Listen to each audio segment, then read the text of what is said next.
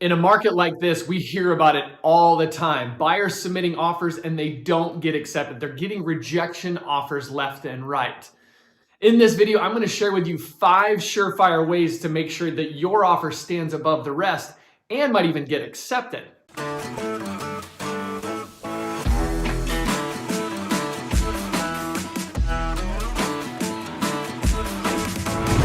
There's no doubt that the Northwest Arkansas real estate market is absolutely bonkers right now. You've probably heard stories, or maybe even experienced it yourself, writing offers, getting them rejected, writing another offer, getting it rejected, and you're getting beat down and upset, frustrated about the whole process.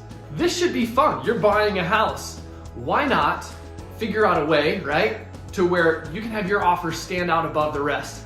I'm Anthony Mosley. I'm a local realtor here in Northwest Arkansas, and today we're going to go over my top 5 ways to make sure that your offer stands out above the other offers. All right, my number 1 tip, and it sounds so simple, but it's very important, is choosing the right realtor to help represent you when going and offering on homes. I'll do another video on it someday for sure, but the number 1 thing that you need to do is make sure that you're aligning yourself with a professional realtor that's been down this road before. One thing to look for is in their name or in their email signature, you might see those little letters right after their name that say CRS, which would stand in that case for Certified Residential Specialist.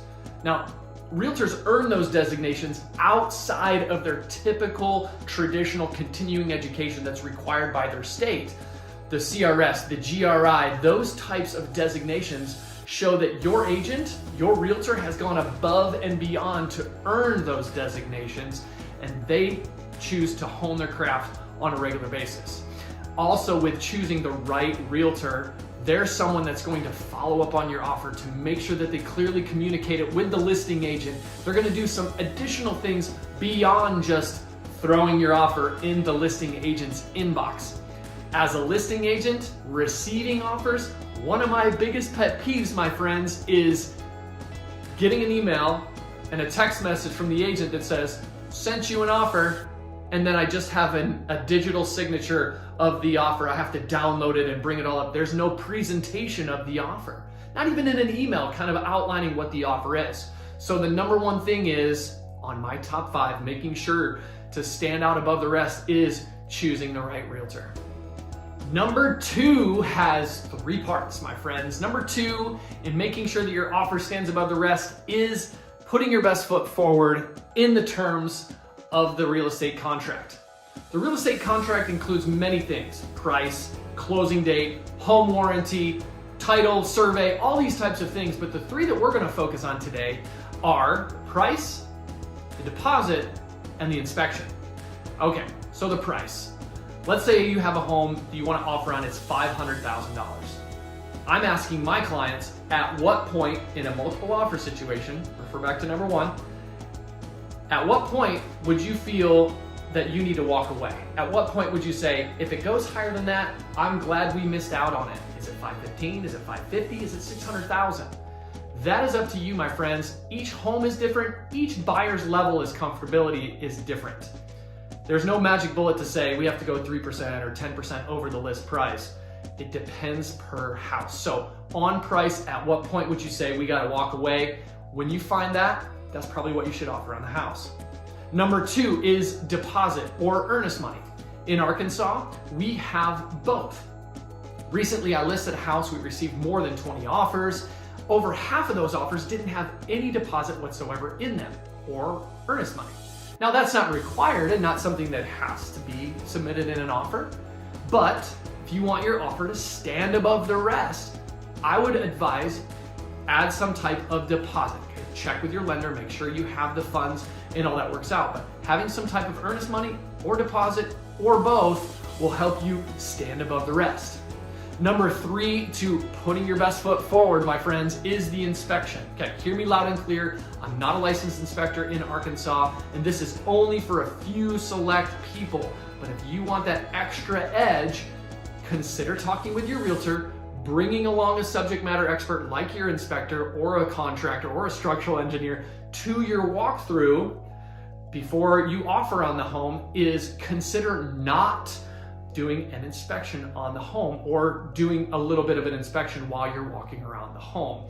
Okay, that again is for a very few select people.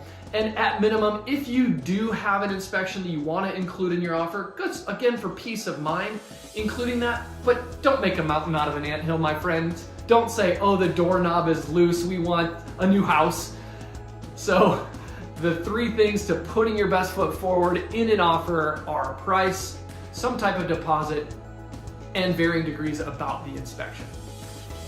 All right, number 3, please don't ask for all the personal property. What I mean, my friends, is worry about first on price and other terms. As far as the washer and the dryer and the refrigerator and the lawnmower and all of those types of things, get your offer accepted first. That's the most important thing. Would you like to miss out on the house because you asked for the washer, dryer, refrigerator?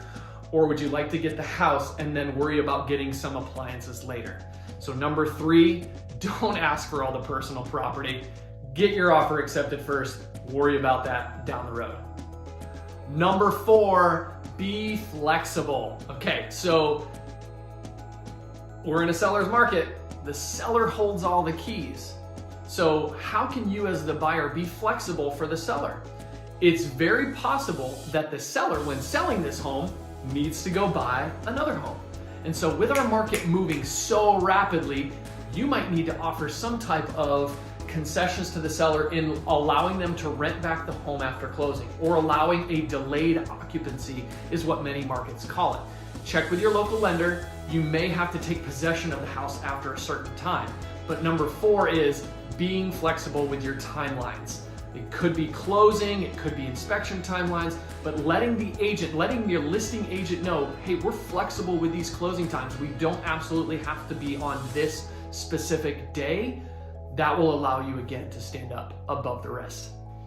Okay guys, we made it to the end here at number 5. The 5th thing to do to make sure that your offer stands above the rest, in my opinion, and in all the markets that I've ever operated in, and in all the agents that I coach across the United States, this is one thing that I just don't hear about too many people doing, but it's certainly a differentiator and can cause total peace of mind for all parties involved. This number 5, my friends, is having your lender or your banker follow up with the listing agent, giving them a phone call to have a conversation about your offer. Why is this important? Okay, so here's the situation. As a listing agent, you're receiving multiple offers. They're all coming in with pre-approval letters. They're coming in with proof of funds letters. If you're a buyer's agent and not submitting those things, call me. We need to have a conversation. But the listing agent's receiving all these offers. They're receiving all these pre-approval letters. It's on their due diligence, their time. They might receive 20, 30 offers. It's their responsibility to call the lender, reach out to the lender or the banker and say, hey, your buyer submitted an offer. I wanted to make sure that you're verified. You've seen their income, you've seen their assets, you can verify their information as opposed to maybe just receiving a letter. Okay, go the next step. Have your lender, your banker, follow up with the listing agent to help ease that peace of mind. A lot of agents, when they're receiving so many offers, don't have time to call all of them. So they have to really narrow down who they reach out to and prioritize their time. To set yourself above, to set out from the rest, have your lender or banker contact that agent, that listing agent, and having a conversation with them, letting them know, as an example, Mr. Seller's agent, Mr. and Mrs. Smith are looking to offer on the home. I've verified that they can go above appraised value should they need to. Here's the information that you need to have in order to make a best decision. Are there any questions that you have for me? Doing that.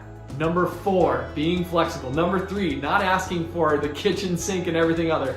Putting your best foot forward as number 2. And then of course, number 1, choosing the best realtor. Those top 5 things, my friends, will make sure that your offer stands above the rest. I'm Anthony Mosley. Like I said, local realtor here in Northwest Arkansas. Thanks for watching. Have a great day.